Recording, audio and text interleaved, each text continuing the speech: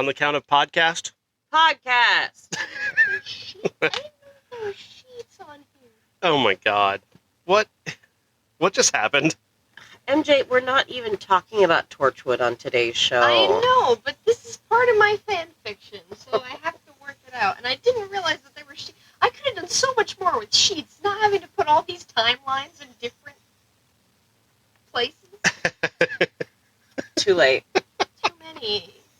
There's too many timelines, man. Much love to John Barrowman. His mother is sick. Aww. Yeah. Sorry, John. We're Much thinking love. of you. Good man. Yes. Yes, yes. Unlike Jason Voorhees, who's not. He can fuck right off. Jason Voorhees is not a good man. No, are we We recording? don't like him. Yeah. Oh, yeah. Oh, I didn't even know. You didn't even introduce I us. said on the count of podcast, and you just ignored me. I said Then said podcast. Then they had a meltdown over sheets. over, yeah, which is weird. Having sheet issues, man. Sheet. Sheet. So tell us, MJ, since you're starting the show, why don't you tell us about your fan fiction? Well, this one's weird. It's not supposed. These are two things that are never supposed to mix, but it's Torchwood and Heartstopper, and just because I kind of fell in love with one of the Heartstopper characters, so yeah. Can we talk about the movies we didn't watch? Who watched them? Well, I mean, sort of. Debatable. I mean, here's the thing. The whole Jason Goes to Hell idea was hell itself. Yes, yes, it was. And I don't think we deserved it. No. I'm looking at you, No. Sean. This is welcome to the Everyone's a Critic 1993 podcast. Yeah. I'm Sean Kernan, Sean Patrick, professional film critic. Oh. Amy is here, I think. Hi. MJ Hello. is writing Torchwood fan fiction while we're trying to do the show. Yeah. There's Chewy for you. I don't want him. Yes, anyway. Yeah. And, Our movie this week is Jason Goes to Hell. oh, okay. Jason Goes to Hell. Jason Goes to Hell. He didn't actually go. No, I No. wanted him to. I guess he did at the end. Didn't, I mean, maybe? Did he? I thought he came back still, so I don't think that he ever did. Wait, no, he did go underground like a mole person. So he may be living with the He mole became a people. mole people. That's what I'm saying. Exactly. So- Exactly. But in reality, Jason is a slug of some kind. So Did he become a slug? there's an episode of the X-Files called Humbug, and Mulder and Scully go out to this traveling circus. Mhm. And ultimately, they're trying to figure out what's killing all these people. And it turns out that this guy had a vestigial, attachment that would jump off of him in the middle of the night and go kill people. That's what this creature was in Jason Goes to Hell. It was the exact same thing. I mean, it's not like this movie isn't derivative. Well, I mean, also you've got X from X-Files in this, playing Creighton Duke. See, I always know him as the captain from 21 Jump Street. Okay, but here's the thing. That show sucked. The X-Files was awesome. Not all the time, but consistent. MJ, are you familiar with the legend of Jason Voorhees? No. So no one's ever told you about Jason? Not really. You've just not randomly come across this information at any point? I feel fortunate to say no. Because Lucky you. your father was a huge fan of Jason Voorhees and used it to traumatize me as a child. Not surprising at all. He's something. Do you think does he listen to the podcast? Because he's got to know we're just taking the piss out of him all the time. I highly doubt it. He'd be like, "Stop making fun of me on your podcast." I didn't tell him where it's at.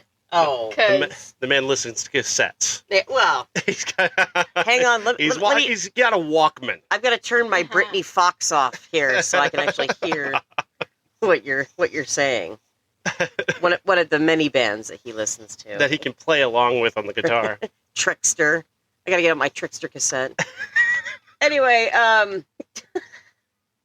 fuck this movie. Yeah. I would say fuck all the movies that we were gonna watch for this time period. Yeah. I'm just gonna throw that out there. So Jason Goes to Hell stars Kane Hodder as Jason, sort of, kind of, because Right. Jason's not really in the movie all that much. No. He's kind of in the movie. He's in Mirrors a lot. The movie opens with Jason. There's a woman. She arrives at a cabin on Crystal Lake, we assume. Yep.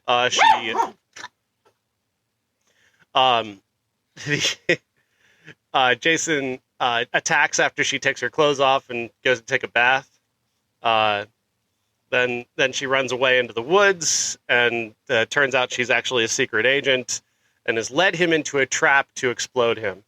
Why did they go to such elaborate lengths? I mean, they could have just been, it's not like Jason's going to hide from these guys. No, but it's like asking, why was this movie made at all? And I mean, we have all these reaction shots of her, like, she changes a light bulb in the room. Like, we take all this time for her to, she realizes the light won't turn on. She walks to the shed. She finds the light bulb. She gets trapped in the shed for a moment. Then she gets out of the shed. yeah. And then she leaves the shed. She changes the light bulb and turns on the light. In the wrong way. In the wrong way. She didn't turn the light off Right. before she changed the light bulb. That light bulb would have been way too hot and, possibly electrocuting. And then she screws in another light bulb. Yep. Yep. Good point. It's not how you're supposed to do it. No, it was unsafe. OSHA was not on set this day. OSHA. This movie was not OSHA approved at all. Well, especially with their use of guns and explosives. Yeah. I would say this was not a safe set. I thought when it first started that it was just going to be meta and they were actually filming it, like watching What We Do in the Shadows kind of thing, which that would have actually been interesting. Yes. You know what I mean? And then we see Kane Hodder as actually taking off the mask and all that kind of shit. And for a moment, there's this moment where the guy, one of the lead FBI agent, turns to the camera and tells us Yeah. to start picking up the body of Jason and putting it in a bag. All three of us were really confused. We're like, is he talking to us? Mahoney. Well, We're yeah, Mahoney. We're Mahoney. And I felt like I didn't sign up for this. Can we talk But about... would that not been a more interesting movie if we play Mahoney as the audience and we stay in that camera shot the rest of the movie? Again, where it's just our perspective. It's watch a choose it, your own adventure. Well, and we're gathering up Jason's body parts and putting him in a bag and taking him to the corner. And then it's us running from Jason. I'm sorry. The rest of the movie. But whenever you say Mahoney, I'm automatically going Police Academy. like we're Steve Guttenberg. And I'd be like, yeah, that's fine. As long as I don't get killed in it. I He do that. occasionally quips, Yeah. hires a hooker to blow Jason. And then, so we're getting all these body parts back. Are you loving these Police Academy references? Yeah. We'll talk about the animated series next if you'd like. There was an animated series? Yeah. I sent you a picture of it. Oh my god. We need to talk about I think the grand hellscape of music by Harry Manfredini, who should also go to hell for this. What was that? It was the music wasn't confident of itself, so it kept going. No, am I? I'm not sure. Is it going? Should I do something here? Yeah. No. Nope. Not yet. Dial it back. Time. Oh. No. Silence. Yes. No. It was the weirdest noodling of score I've ever heard. So yeah, Harry Manfredini, fuck you. You're making the cunt list. Because that hurt all of our ears. Where is the list? Do you have the list? Yeah, I've got it. It's. Are you prepared in any way? I brought my notes out of my phone, didn't I? Although that was the only note I made. So, but the cunt list is over there somewhere. Yeah. We did drop Mark cone off of it, by the way. You did? Yeah. What was that about? Because he was, I wrote him down as temporary anyway. But When I was walking in Memphis? yeah, well, as long as you don't sing it again, we'll be fine. I was walking with my feet straight off a Beale. I really want you to stop doing that. I really don't feel like I deserve this. Look at the cunt list even has like a cigarette burn on it. It's so appropriate. Sorry. Yeah, so right now, I mean, we've got J.K. Rowling, Ellen, Right. Chet Hanks, Oh, yeah. Pauly Shore, Mhm. Kimmy Gibbler, / Andrea Barber. Because she doesn't shut doors. I'm just done with her. And then Dave Chappelle, and of course, Mike Myers. So, not the actor now- Mike Myers. Harry Manfredini. And now Harry Manfredini, plus, if I may, Jason? these fine critics Yes. are now on my cunt list because So, somehow, there are critics on Rotten Tomatoes, Rotten Tomato critics who like this movie. it's 16% on Rotten Tomatoes, mind you. But there are only 4 critics who actually like it, so there's only like 21 reviews. I mean, right. So this one says, although it may not be a, quote, good Friday the 13th movie, by whatever strange standards that is reckoned, Jason Goes to Hell works reasonably well on its own terms as a supernatural thriller. Fuck you, Steve Biodrowski for Cinefantastique. You are wrong. Which, by the way, like, also a fun thing about these reviews, like 3 of them, there are 4, 3 of them don't have links to their actual reviews, and the one that does, that review is so long you can't read it. TLDR. And they almost all of them have the picture of Pepe the Frog as their... Oh, no. Here's one that says, one of Jason's finer moments. That's coming from Caffeinated Clint from Movie Hole. Moviepoopshoot.com. Fuck you, Clint. And then Ken Hank from Mountain Express out of Asheville, North Carolina says, well, it's no part 5. No, I'm sorry. No, it's no part 6. But then it's no Jason X either. What kind of dissertation was that? That's a positive review, all right. I guess so. Well, I mean, there's a little tomato next to it, so yeah. So all of those men have made the cunt list as well today. You know, I'm not bitter at all about not being a tomato meter critic, even though I am a member of the Critics' Choice Association and have written far more reviews than any other human being alive. It's That's fine. true. It's fine. Whatever. You never make it on the front of Rotten Tomatoes, though.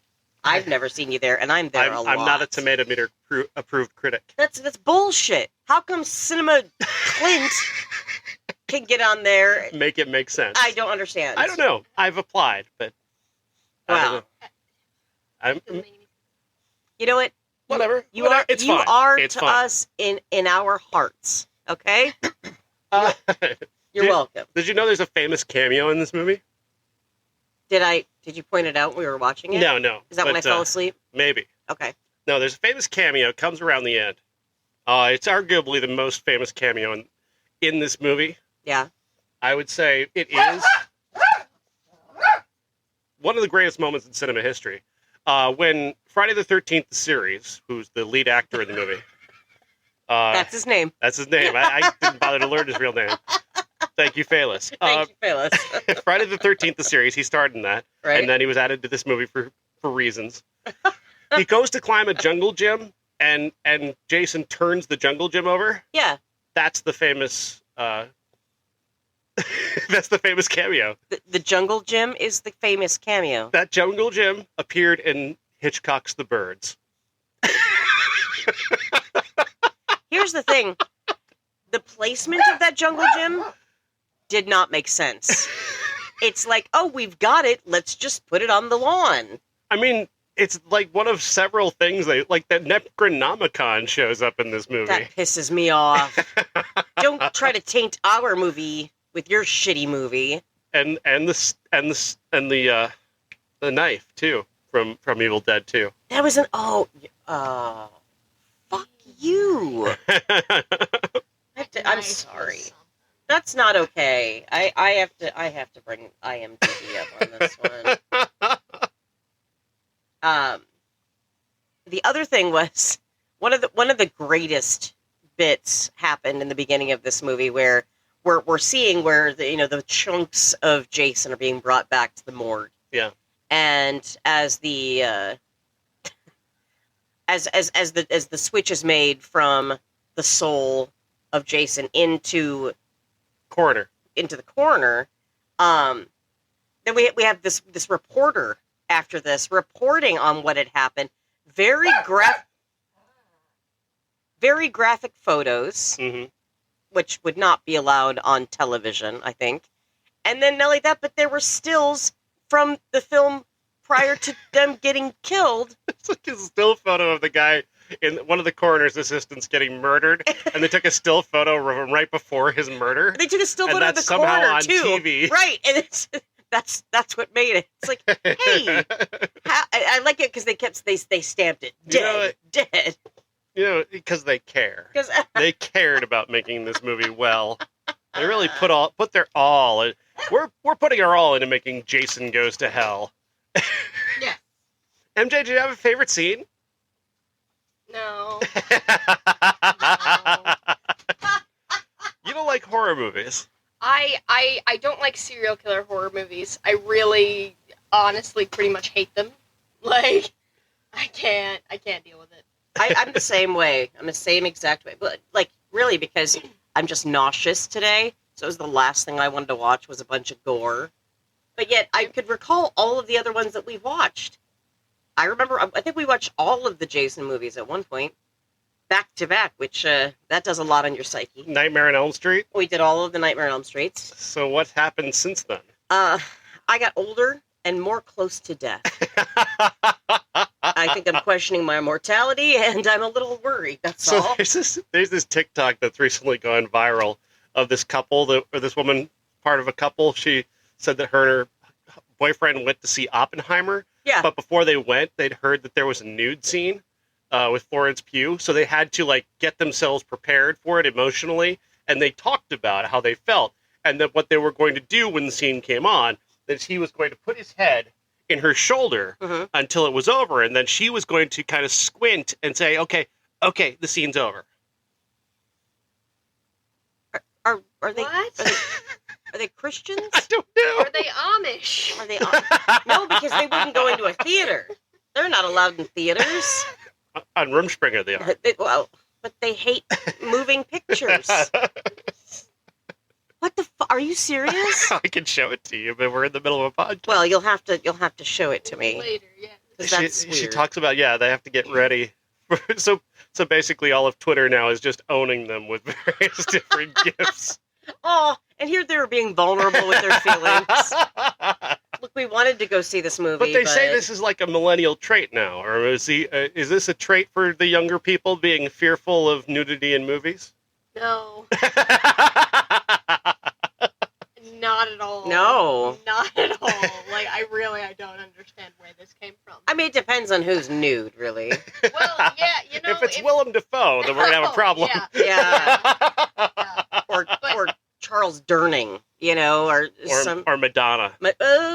Well, not now. Body of evidence. Body of evidence. I mean, yeah, exactly. But Florence Pugh, really, that's the one that scares you. That's weird. Not scary to me at all. No, she's so pretty. Everything about her is pretty. Wait, what's wrong with free the nipple? God damn it! I thought we'd done this before. Jesus, if that's the case, then we should have all pulled our own eyes out after Body of Evidence if that was the case. Good Christ! I mean, that movie is enough to make you fear nudity in movies. Yeah.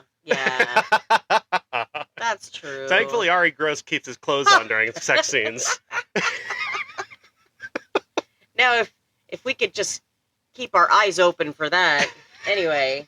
Hey, Leslie Jordan was in this movie. It was. That bummed me out. It's like, why were you in this movie? Just taking You're too work. Good. Just needed the work and took the work. You deserve better. How about Battle Waitress? That was a fun bit. Battle Waitress was awesome. So, not only could she babysit the fuck out of a baby, by putting it in an apple By putting box. it in an apple box. When Jason shows up, this character who has had no development whatsoever Right. suddenly turns into the baddest ass killer in the movie. Damn. She blasts him with a shotgun. Yeah. And then she's beating him with a fucking stick. And she stabs him. She's the hero we deserve. Aw. But what was her name? Exactly. She's battle waitress. That's all she is. she's just battle waitress. She's just battle waitress, but we don't know. I'm looking at the cast right now, and I'm sorry, I'm not seeing battle waitress on there. Poor Erin Gray. I feel so bad for Erin Gray. Why? Because we grew up with Erin Gray. Well, sure, but Erin Gray was a TV star in the 1980s. She was on Knots Landing. She was on Silver Spoons. yeah. She had a bunch of big roles on TV for a number of years, and I think she thought that her career would be that. She would have that going for her, and then Hotel went off the air, and then she couldn't find work. Well, And then here she is. This is one of the only feature films she's ever made. She's in this ninth Friday the 13th movie, just so fucking randomly. and not like that, but I'm like a little kid remembering Erin Gray from Silver Spoons and going, what the fuck is she doing here? why?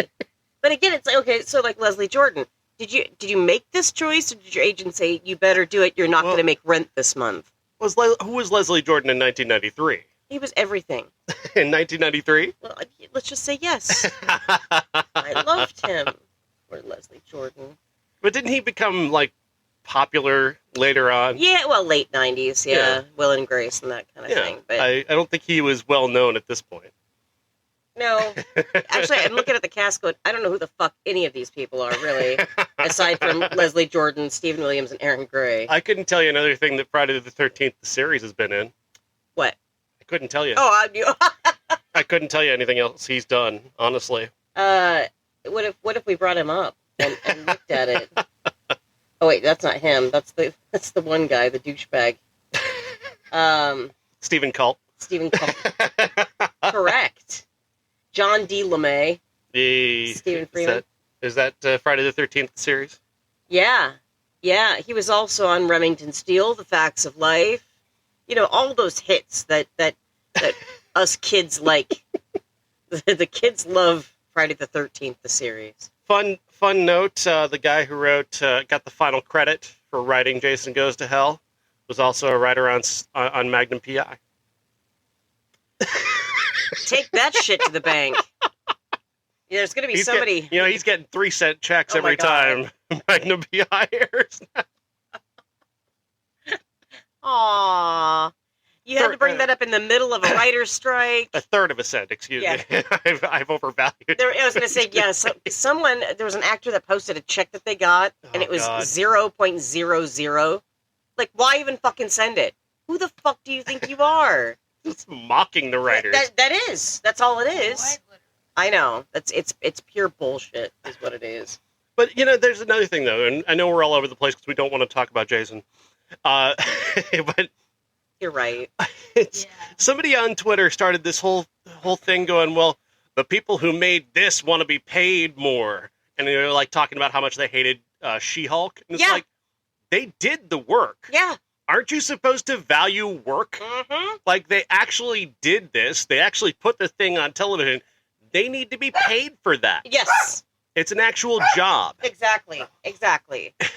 And that's just... Well, see, it's a bunch of jealous fucks. Mad you know what it is? It's a bunch of jealous fucks who wish that they could be artistic, who wish they could be creative, and have those jobs and be respected as artists, and they just don't have that. And they work at a fucking gas station or some shit. Well, here's the thing, too. They think that just because you have a job on a Sorry, Hollywood... gas station workers, I apologize. But have a job on a TV show that you're automatically a millionaire, and that is patently untrue. That is such a stupid thing to think. God, some of these people are making $26,000 a year. $26,000 that and cost of living, and they're living out in fucking LA because that's the only place where they can get the jobs. I mean, come on. Jason Goes to Hell is absolute garbage. It is. But Jay Huguely deserved to be paid for it, regardless. Because they put in the work. He put in the work to create this terrible fucking movie. I saw that tweet. I'm like, you're just the dumbest fucking idiot ever. Anyone who's against the strike or anyone who's against that kind of shit. Why would you oppose people being paid more? Isn't that what we're supposed to want? No, because again, they think that they're living in the lap of luxury. Don't we value money more than anything in the world? So somebody asks for more, shouldn't you support them? That's the American way. That's what makes America allegedly great. until you ask for money, and then they're like, they don't deserve that. They don't deserve that money. What are you talking about? Exactly. Make up your mind. What do you believe today? What is it which part of your philosophy do you fucking buy into today? It's people like that are worried that their dear leader is about to go to jail in Georgia, but whatever. Whatever. The original title of this movie, Friday the 13th, The Dark Heart of Jason Voorhees. A better title. Yeah, it makes more sense. I think we should change it to Jason Go to Hell.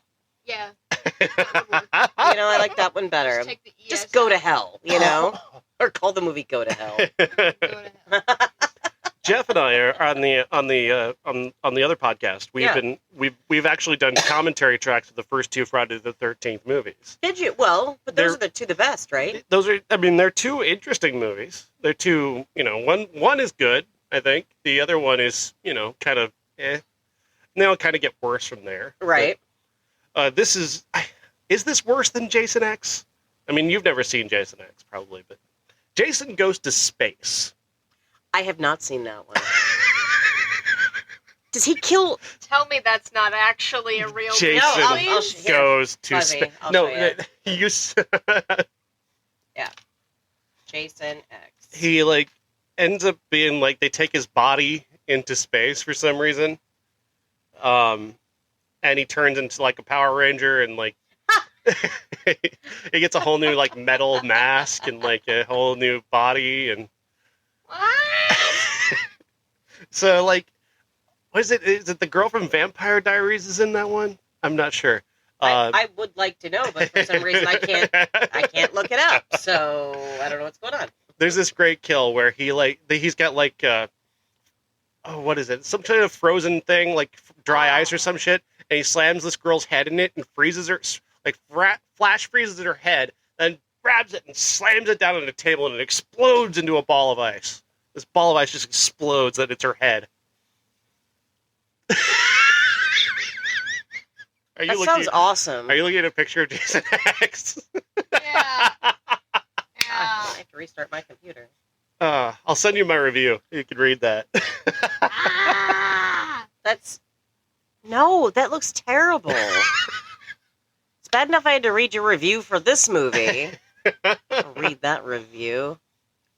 Kane Hodder is in that. Would they take him into space? Let's ask Todd Farmer and Victor Miller. I would like to ask them. That would be a very interesting. Here's the idea, guys. Let's send Jason to space. Hear me out.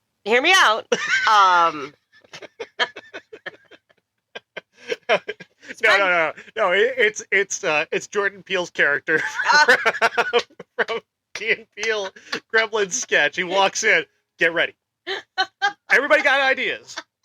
What if Jason goes to space? Starts breaking people's heads, dropping them in dry ice. Yes. I hate it, but I love it. Dressed like a Power Ranger. Just like a Power Ranger. Has to be that's so funny. That is so funny. My God. Good God. Yeah. I was writing a review of Gremlins 2, and I just ended up writing about Key and Peele's Gremlins 2 Did you really? sketch.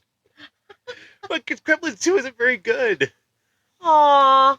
I wanted to remember it differently. No, it's terrible. It's terrible. But that sketch is funny, though. Yeah. Yes. Well, you really can't go wrong with Key and Peele. You really can't, just absolute genius. My God. Yeah, it just, this movie, as much as I kept putting it off, Mm-hmm. I wish I could have put it off again, and again, and again. The rough cut of this movie was over 130 minutes long. So they cut it down to 90 minutes. Could you imagine being the editor of this film, too? Oh, God, what a job. Oh.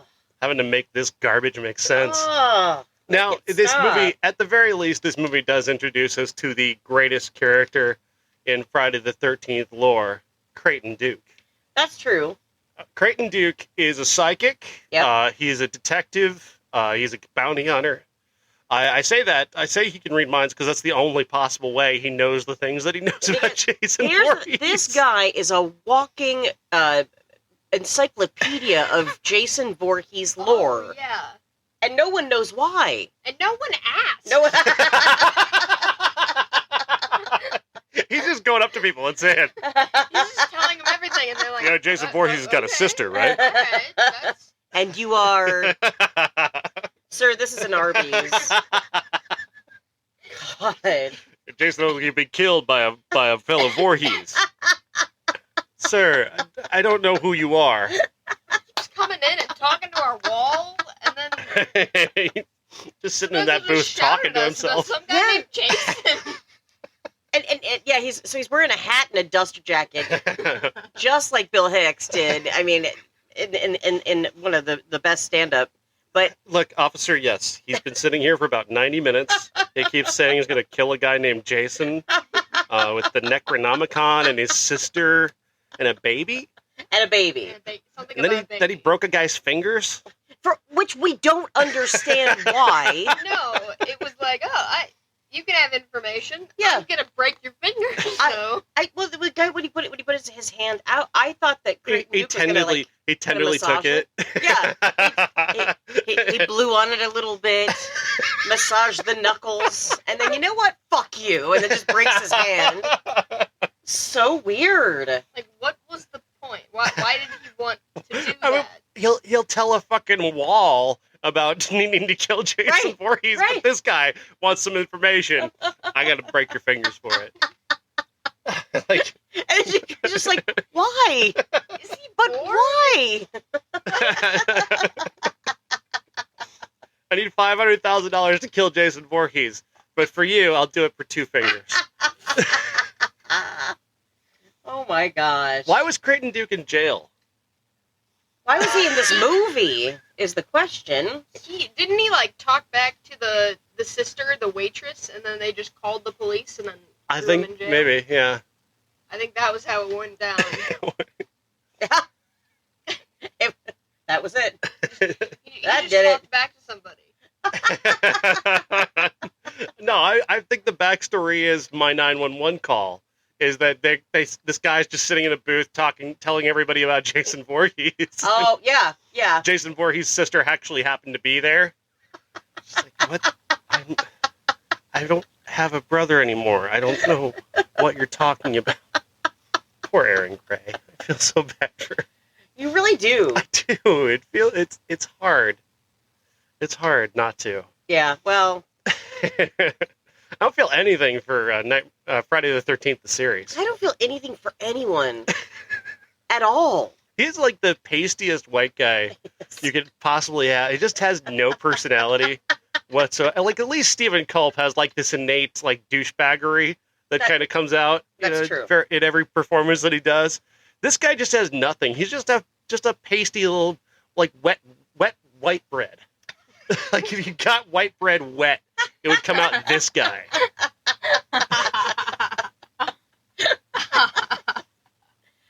Oh, I hate this movie. I don't even like talking about it. Like, it upsets me that much. What'd you think of Freddy's cameo? Fuck that. Freddy Krueger is another... So, have you heard of Freddy Krueger, MJ?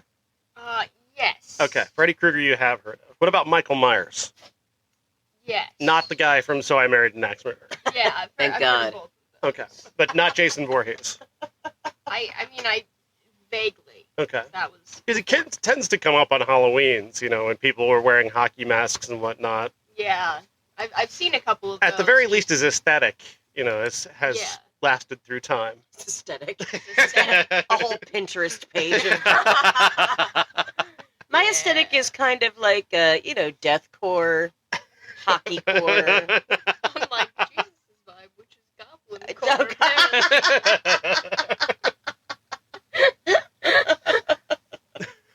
Oh, no. Yeah. I don't know. When you have so many movies to choose from for a weekend, Mm-hmm. I wish we didn't have to choose this one. I wish we didn't choose any of the ones that we've seen. And you know what? We're not even gonna. There's no way we could even begin to tell you about Surf Ninjas. So, because fuck that movie and fuck you, Rob. Actually, Rob Schneider. Count list. Got him on the count Get him list. on the count list. I need a pen or a pencil. Surf Ninjas stars Rob Schneider as not a surfer, Yeah, along with Ernie Reyes Jr., who is a surfer. And also Rob Schneider's a redhead in it. And 30 years old, but also in the 11th grade. Right, precisely. And then just super racist for no good reason. Yeah. Well, we knew that. Even the beginning of it. He can't not do it. He can't not. Even 30 years ago, Rob Schneider couldn't not do a racist voice. Right. Like it's just who he is now. Well, but when the pinnacle of success is making copies, what are you going to do after that? What are you going to do after that? Yeah. You don't have anything left to do. It's done. It's over. Just be glad you didn't experience Rob Schneider in your life until today. And we're sorry that you even had to go through that. I'm not going to apologize for Jason because I think everybody needs that experience. But like Rob Schneider, I will apologize for. You won't apologize for Jason. No. Why? Because there's actually some good things about the Friday the 13th movie. Okay, but not this one in particular. But there's never been anything good about Rob Schneider. He's never done anything good in his entire life. As much as Adam Sandler would like to shove him down our throats. Hey, Adam, if I wanted Rob Schneider, I'd ask for Rob Schneider. He's just trying to keep a man from living on the streets. Well, Give Sandler a break. The benevolence of that man. He has kept so many people from living on the streets. Because otherwise, would these people have any valuable skill whatsoever? No. He keeps them off the streets. Good for you. I say good for you, Sandler. I say I'm proud of you, Sandler. I say thank you to moving to Netflix so I never have to watch your movies again, Sandler. God, Jesus. I think Adam Sandler needs to stop doing a lot of things, but mainly stop giving Rob Schneider a voice. How do we know that secretly Adam Sandler wasn't behind Surf Ninjas? Do we know that? We don't know that. No one was behind Surf Ninjas. I have to bring this up because, I was so confused because, so Rob Schneider plays this guy named Iggy in the movie. Right. I was so confused until Sean goes, do you know how old he was when he made this movie? And I'm like, 29. He's like, he's 30.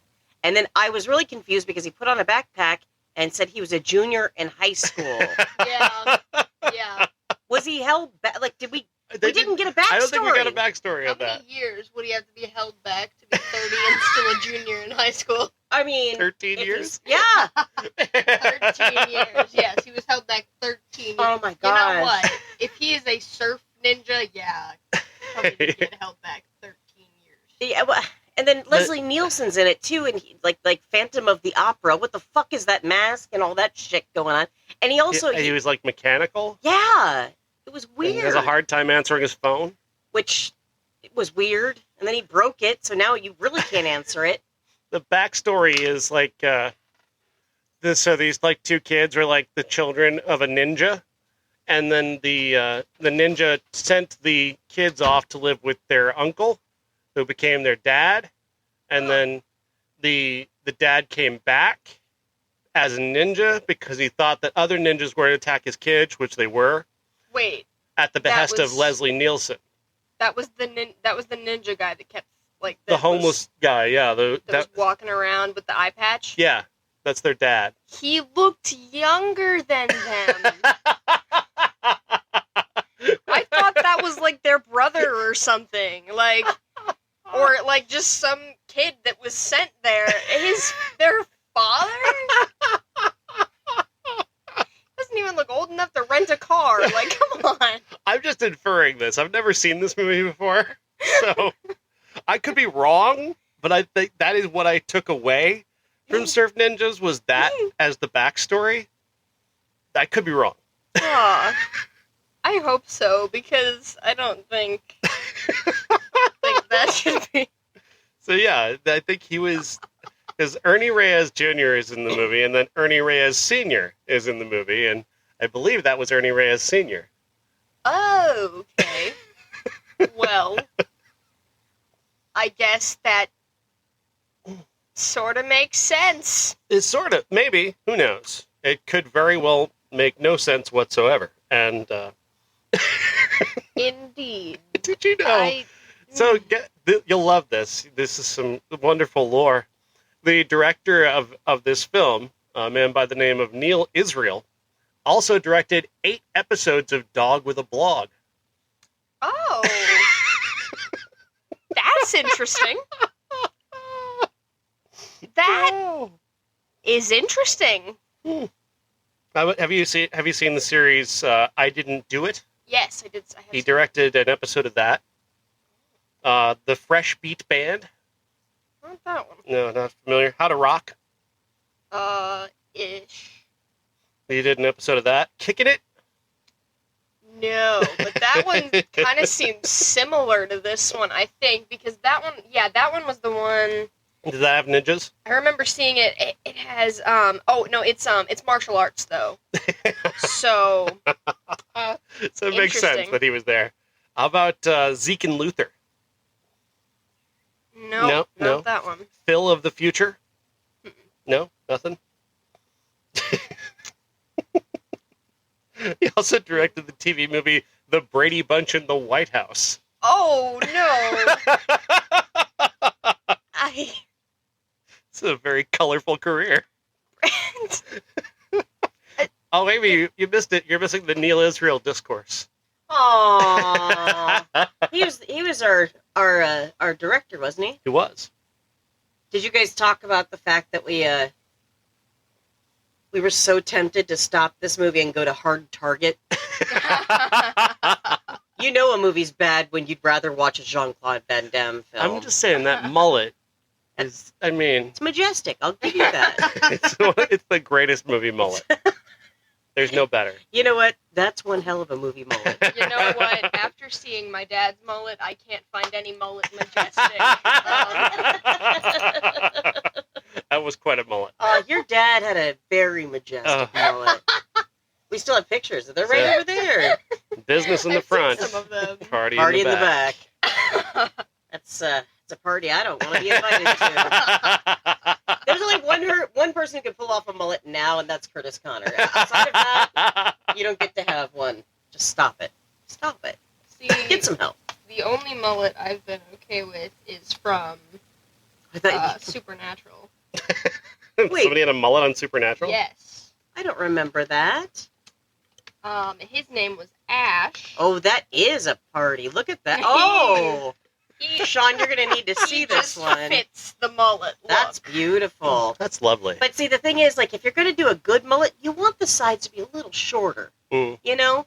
He's got a little bit of a growth. You don't want to blend. No blending. No blending. Well, you know... Not too much blending. He didn't really have a date. He sleeps on a pool table at a bar. Aww. But just he's like your dad. Just like Dad. And someday he'll come home. The difference, though, is that this guy is, like, incredible with computers. Like, he went to MIT, but got kicked out for, I think it was some sort of, fraud or something like that. And is his backstory part of your Supernatural fan fiction? No. I just know way too much about Supernatural. Throw Ash in there for any reason at all. He's like when someone tells you you've got Dad at home. I was right. So Zatch, the character with the eye patch, is Ernie Reyes Sr., the father of Ernie Reyes Jr. So I was right. Yeah. That doesn't look like it should be the case. MJ thought that Zatch was younger than Ernie Reyes. You thought Ernie Reyes Sr. was younger than Ernie Reyes Jr. Did we get to the point where all the out of nowhere we have they're like doing an operetta up on the stage? Out of nowhere. Oh no, I was now you see how old he is. I was wrong. Now you see. Oh, I thought the kid with the eye patch as an adult. He looked like a kid, bro. That movie was in such bad quality. Oh my I swear. god. We had to watch it on YouTube because this movie's not available. Wait, Yeah, that's so the Junior. quality sucks. How that is one's Junior. how did- that one's Junior? and he's like my age. There's Senior. no way. Ernie Reyes Jr. was 21 years old when he made this movie. Oh, then he's not my age. Ernie Reyes Sr. See, look at him. Oh, shirts off. Shirts They off. don't It's time. look entirely. Other than height, they don't look entirely.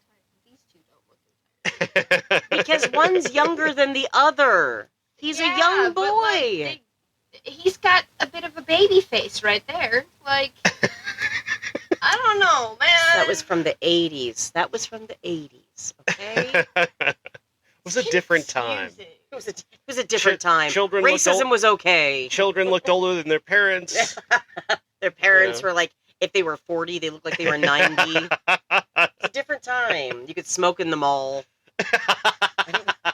That's true. And the movie theaters. Hey, you know what? Tone Loc was in this movie. I forgot Tone Loc was in He this was movie. Lieutenant Spence. Wow. And actually, if I'm correct, I believe it was his song that started the movie off. It very too. well could have been. Yep. He has so many great things that he's done with his life, you know. Fucking Tone Loc, man. Funky Cold Medina. Funky Cold Medina. Oh my god. Bust a Move. I mean, come on. That was a young MC. Oh, all the same. And then, you know, He did the Wild Thing, Wild Thing. and he did Funky Cold Medina. Oh, Young MC was cute though. You know, he was hot. Tone Loc was not that good looking. To me, Young MC had a sweet little face. Aw. He did. He was Bust a Move, wasn't he? He was. What else did he do? Was it just Nothing. Bust a Move? I think he had a song about school or something. No, he didn't. He did. Yeah. I don't remember that one. Yeah. I should remember. You that should one. remember your Young MC lore. Why don't you remember your Lore. Young MC Like- lore? Do you remember the lore of Young MC? No, I don't. Principal's office. Come on. Oh, sure. Well, of course. Come on. that's- Who doesn't remember that song? MJ. Because they weren't born yet. No, I don't want to hear it was before my time. I don't want to hear that. It's up to you to do the homework here.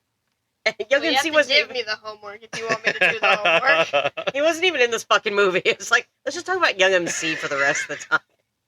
Young MC, known as by his stage, Marvin Young, Marvin Young. was British. He's a British-born American rapper. He was British born? He was British-born. Oh, that's also probably why I liked him. I love me a good Brit. I'm a fan. He grew up in America. Yeah, well, he should have stayed in Britain. Can you do Bust a Move in an English accent?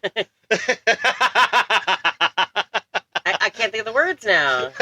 Bust a move. Don't just stand You there. want Bust it. a move. You got it. I know that part.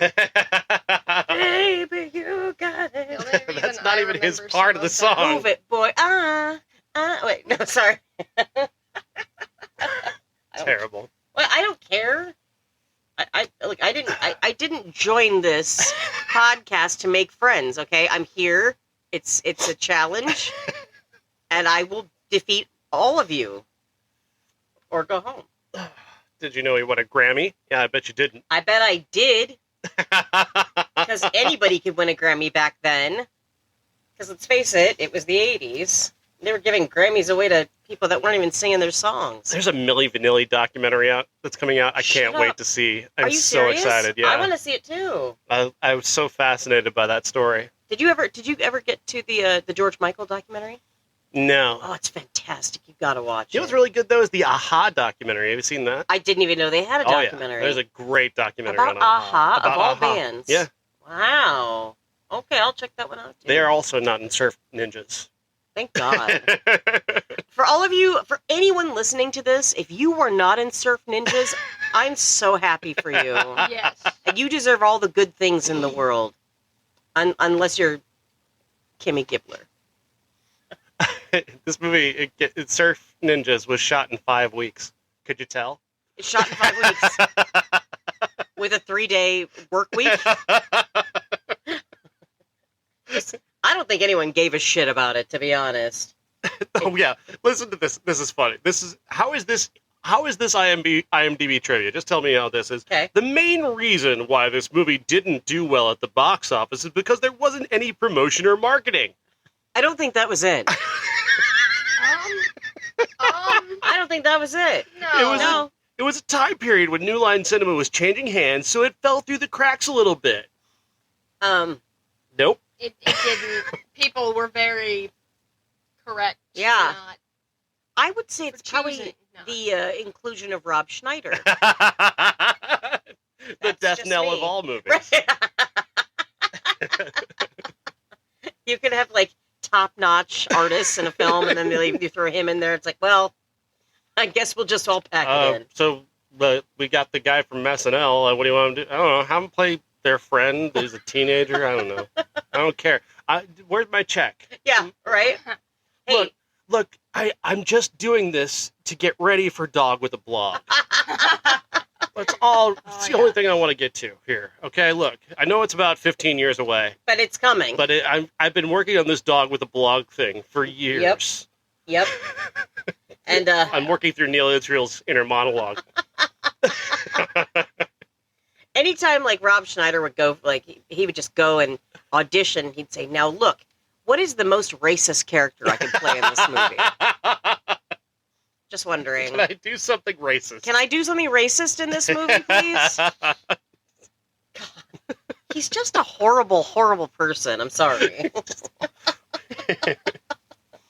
You know, he's like, I mean, everybody's told him not to do this, and that just makes him more empowered to do it. Absolutely. Absolutely. Why He's not? 60 years old now.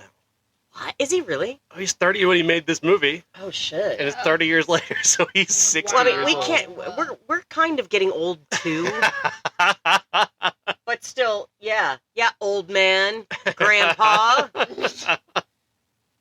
What would you? We've got Rob Schneider at home. What would that be? Oh, God. The guy who starred in Bucky Larson? There it is. Got Rob Schneider. at Swartzen. home. Nick Swartzen. Nick Swartzen. Oh no! God bless him. That's funny. Yeah. Or the guy who starred in Grandma's Boy, whatever the fuck that guy's name is. Oh God. Don't know. Ugh. Grandma's Boy. Do I know that one? There's this, like, one of Sandler's side guys, plays like a real Oh. pot-smoking guy who works developing video games, and he lives with his 3 old women, and, like, I don't know, Shirley Jones wants to fuck one of his friends. I remember that. I was deeply disturbed. I can't even remember the 2 other old ladies in the movie, and they're Shirley well Jo- known. God, why, Shirley? I don't. What's wrong with you? There was this weird trend, like in the late '90s, with and it was like, it started with a Pepsi commercial, I think, where it was like a bunch of old people like drink Pepsi and start partying. Yeah. Like everybody glommed onto this trend of like, old people are funny doing young people things. And that's when Adam Sandler says, "Let's make Wedding Singer. Here's an old lady to sing to rap in my movie." And then The Simpsons comes along and just ends the joke in the most brilliant fashion ever. Did they? How? I mean, you never heard this? They've got like, okay, so Sideshow Bob's in jail, Right? and he's lamenting culture in general. And then he hears on television, it was one of the Redgrave sisters, "I'm going to haul ass to Lollapalooza."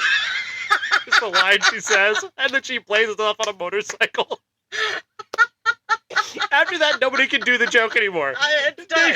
It was too stupid after that. Oh, that's great. Poor Sideshow Bob, his heart breaks Oh, hearing it, and that's how he decides to blow up Springfield. this like, didn't he try to kill Bart 1,000 times too? Yeah. Like that was his whole point. He just wanted to kill Bart. But then after that, he wanted to blow up Springfield. That's that's. Because culture had gone too far. But it had to be Springfield to get take you down. Oh, that Yeah. you know what, that's I'd a rather binge talk I need about to that do. than watch talk about Surfing. Actually, either one of these movies, you know, it just both can fuck off. What was Leslie Nielsen's deal? Like, why was he here? Like, what part of Leslie Nielsen needed this That's in his life? It's that comic relief. See, okay, so here, case in point, you take somebody who did something really funny in the past, Mm. and then you throw them in a B movie to be kind of comic relief. And what it is it's just sad watching somebody's career just die. And it's like, well, that I guess if you're going to go out, you may as well go out in a blaze of sadness. And that's what he did. He did. Yeah, Very absolutely. sad. Very, very, very sad. Yeah, it is. It is. It's like Rick Mayall when he was in Merlin. Why would you do that, buddy? You were brilliant, you know? You were in the Young Ones, for fuck's sake, and now you're in Merlin? Ugh, it hurt. That hurt my soul. Yeah. But he's dead now, so... Not that I want him dead, because I miss him very much, but it's probably better that he doesn't make bad movies anymore. So, there it is. Yeah. There it is. So you saw Barbie. I saw fucking Barbie, and so did MJ, and it was fucking awesome. It was thoroughly brilliant. So you really liked Barbie. I loved Barbie. I cried 3 times during Barbie, and one of those times was just out of pure joy that it was pissing Bill Maher off. Like I'm smiling as the tears are coming down. Like, this is a beautiful moment. Bill Maher's going to be so mad at this. He's not going to like that. Oh, nope. Bill's not going to like that. Oh, God. I can hear him now. It's wonderful. Bill Maher tears. Bill Maher tears. Give them all to me. That's funny. Actually, because Pushing Up Roses on YouTube was going to do a Murder, She Wrote episode that had Bill Maher in it. And she's like, but I said, no, fuck no. We're just going to do, I refuse to watch this episode. So, and I think that's how we all should be with anything Bill Maher. Oh, really? He's the new Dennis Miller. Why does he hate happiness so much? I don't know. The guy smokes more pot than anyone. You'd think that he'd be chill. No, he's not. He's just not. Like, how do you hate Barbie? You know, of all things, did you see the pastor that took a bat? He taped Bibles to it and beat up the Barbie dream house on stage. Did you see this? No. Oh, like a tantrum. He was having a tantrum. And he was so angry. People go to this man for guidance. For guidance. This is a youth pastor. This is their spiritual leader, and he's having a literal tantrum on stage over Barbie. And I thought the whole thing about the Bible is like, isn't that it's a sacred text? And You're supposed to. Yeah, you're just taping it to a baseball bat. You know, why not put some spikes in there too? You know what makes a great weapon? The Bible. Because Jesus loved weapons so much. Oh yeah. He was such a weapon guy. I can recall that time that Jesus beat a man to death with a baseball bat.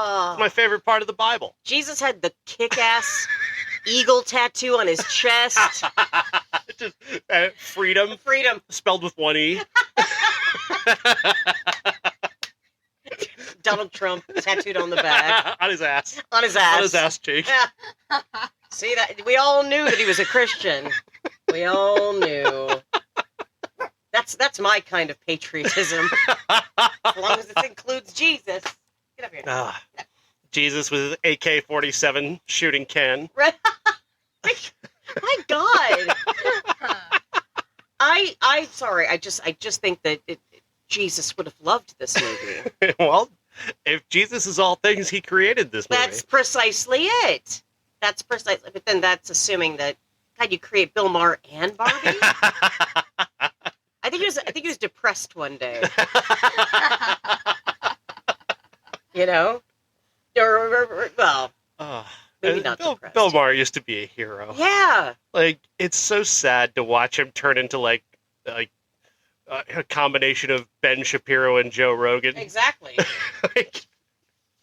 I forgot to put him on the cunt list. But you know what? Joe Rogan liked Barbie a lot. Make that make sense. Okay. I think he's sleeping with an 18-year-old. Oh. And she's like, yeah, Daddy, let's go to Barbie. Oh. You love it when I say, Daddy. He sounded like Chewbacca there.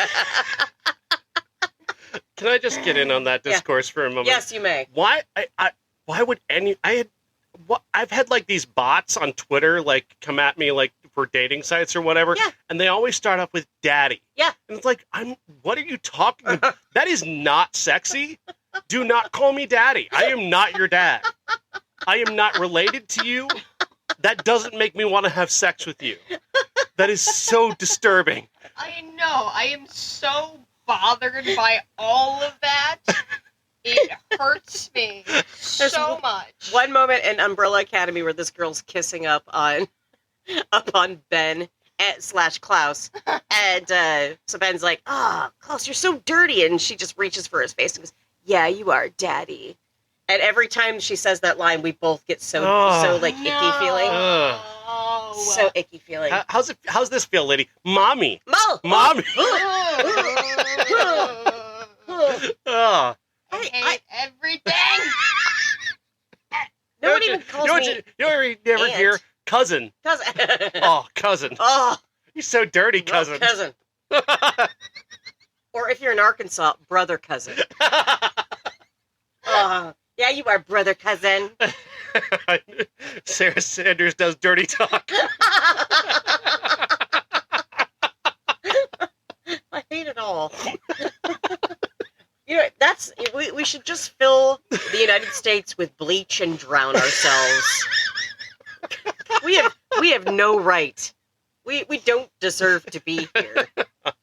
Why? We're the civilization that created surf ninjas. You should be thanking us, England. That's my favorite GIF now of people like when they see something stupid, they post a GIF of the King of England from Hamilton. You'll be back. Please take me back. I will be there within the hour, man. God. I don't know how I'm going to be there within the hour, but I'm going to be there within the hour. Please, King, take us back. Please come. Will you just send a boat? Yes. We'll be there. Please we're ready. I will pack one bag. And we will go. We'll get the fuck over to England. Now. Sweet. Right now. God. Is that sad? It's sad. It is shouldn't sad. be like Sad. that.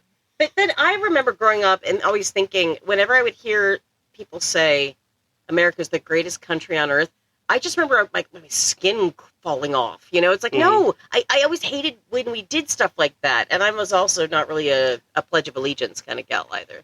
Now you can say to them, but we created surf Nazis. Surf ninjas. Surf Nazis. There's a movie called Surf Nazis that we actually, we should watch. We should watch that. I'm terrified of it, but yeah. Surf ninjas. Surf ninjas. This we created this. But this exists. But Robbie Sheehan, I think you should love me because I'm from America and we gave you surf ninjas. And then Robbie's like, yep, that makes sense. Guess I'm in love with you now. Yeah, you are, Daddy. Oh, no!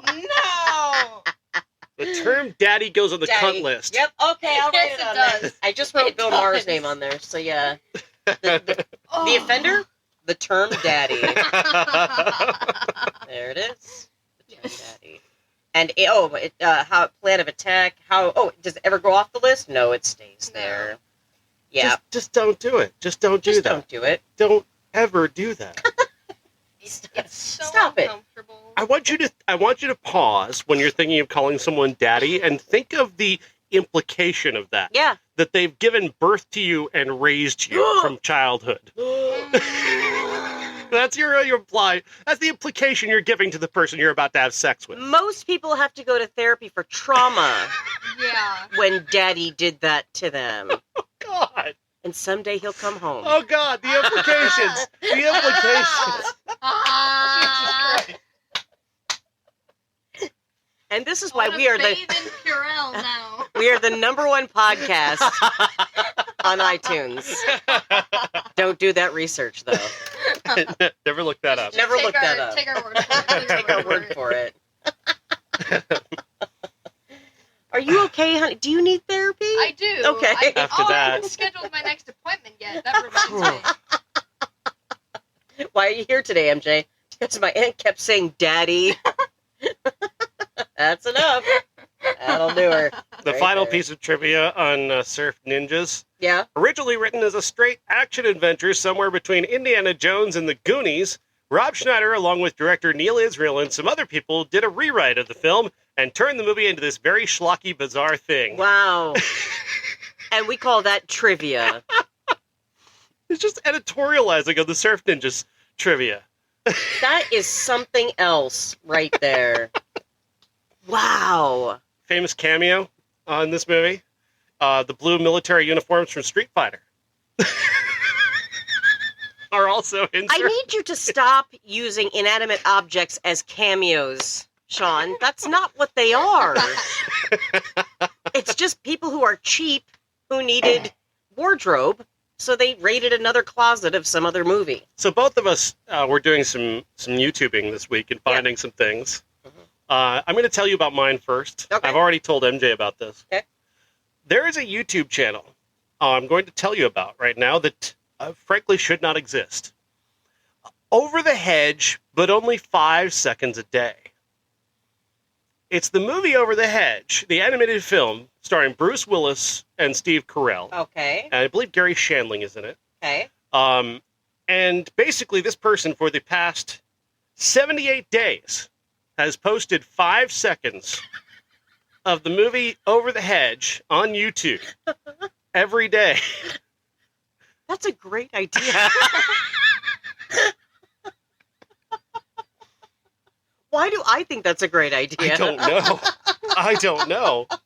I thought it was going to be something like terrible, but that's pretty funny. They have 1,058 subscribers. Do they really? They do. Wow. They have Okay. they have their own Discord server you can join. If you'd like to be part of that. But they also have a particular obsession that is kind of kind of disturbing. That was Over the Hedge. That was in my ears. That looked like you got zapped by a cyber man. So Like just on Yeah. the head. Just, they have a particular channel that they love, and it's called Bussy Lover. No. And it's just animated butts. Yeah. It's just short little pictures of animated butts. That's none of my business. no. I've never heard the term bussy. Oh. Is this a regular term, MJ? Unfortunately, I've heard of it. You know what it is? I don't want it to exist, but I've heard of it. What is it? Where does it come from? What's the origin of bussy? Butt pussy. Oh! Yikes! Somebody had to say it. Guess it was going to be me. That explains a lot about this thumbnail. I believe it's a nude Shrek. Oh no! Oh, no. Shrek. No. is an unfortunate There's this brief snippet. victim in this. There's a brief snippet of Shrek where he's taking a bath in the swamp, and he jumps in, and you can see a particular angle that you shouldn't see, and they've apparently paused on that angle.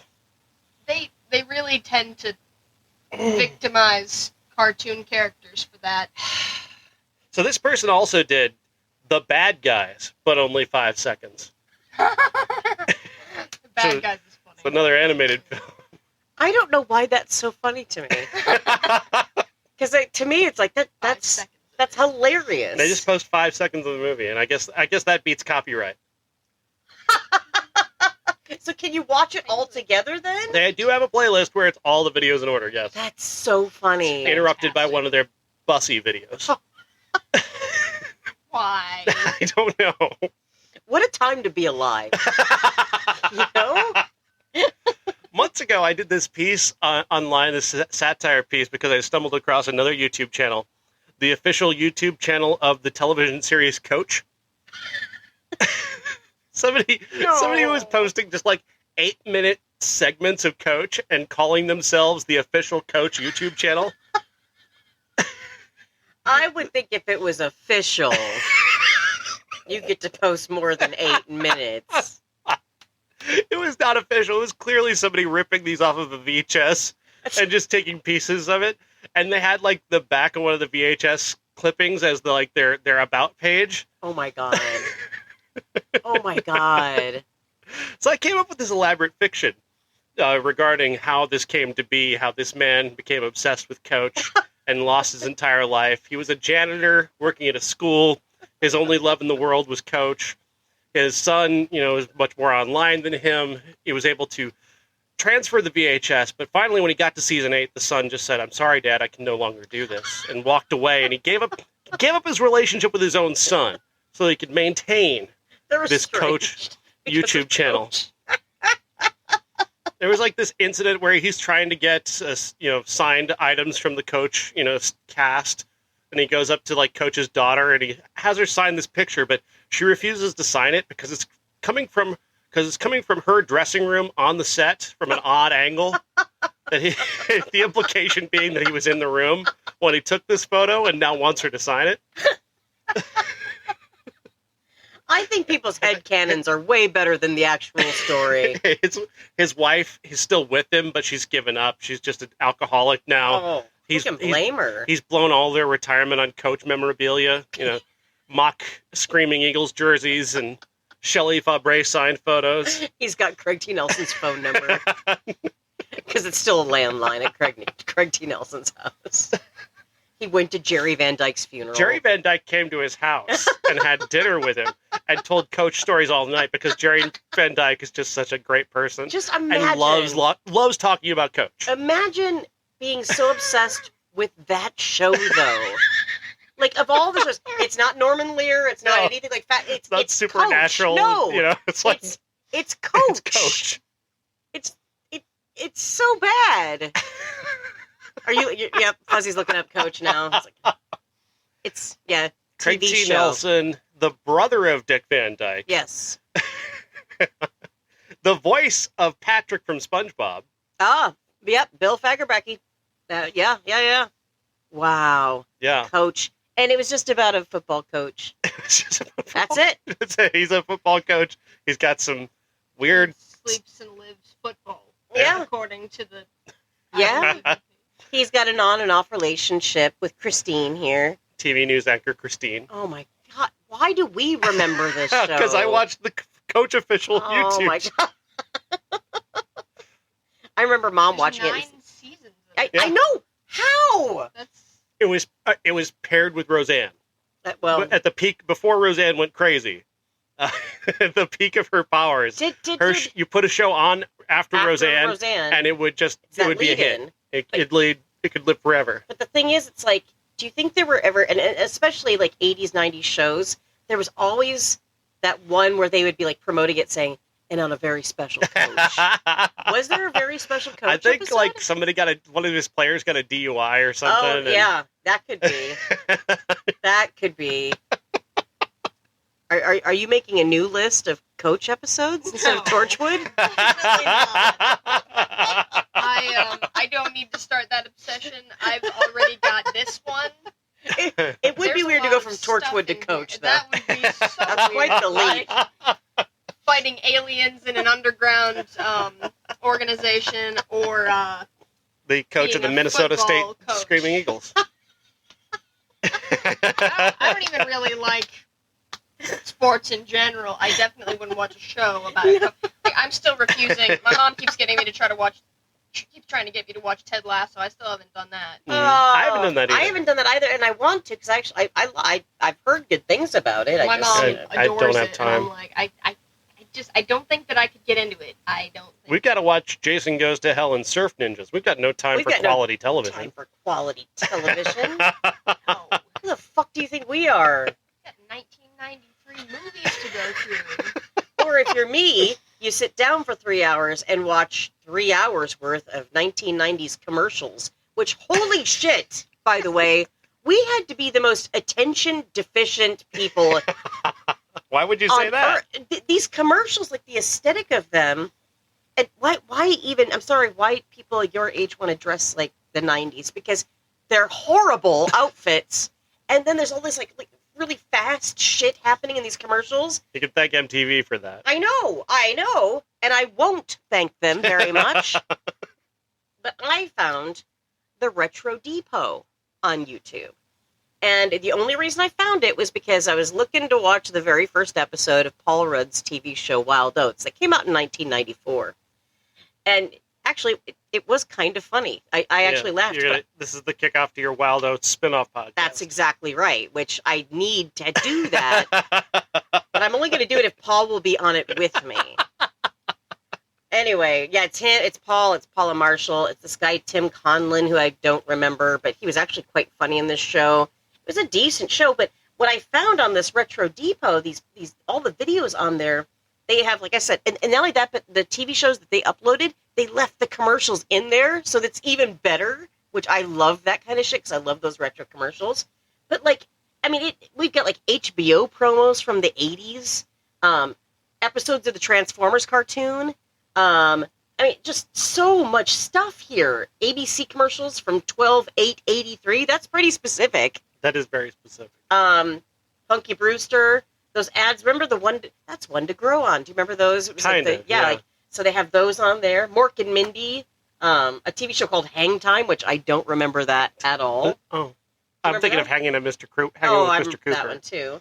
Do you remember Hiller and Diller? No. Okay, what the hell is that? It was another comedy that was on. I was alive during that, and I don't remember. Were. Popples? No. I had a Popple, by the way. I have no memory of Popples. Yeah.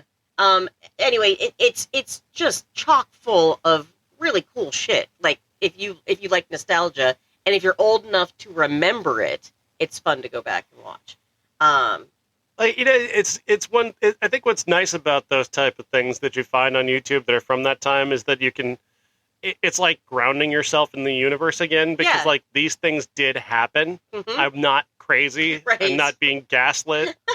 I do that with professional wrestling all the time. Like, when I try and think of professional wrestling from the past, I have to go back and watch it to make sure that actually happened. Yeah, because I've had that where it's actually been kind of like a Mandela effect thing, and I'm like, that's not how that went.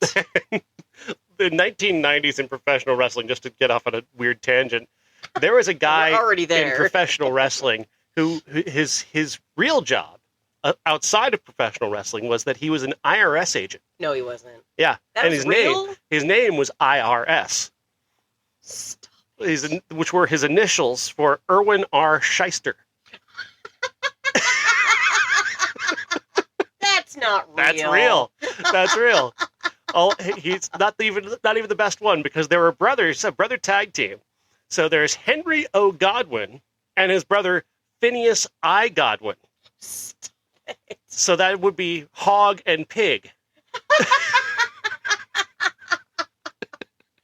They were managed by Hillbilly Jim. Okay, I know that name, but I feel like this is a fever dream you had. Did you ever have scarlet fever when you were young? There was, I kid you not, a professional wrestler by the name of T.L. Hopper.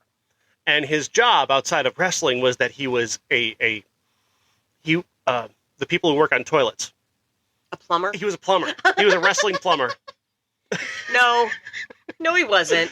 And then there was Duke the Dumpster Drosy. What do you think his job was? He's a garbage man. He was a garbage man. Oh my god!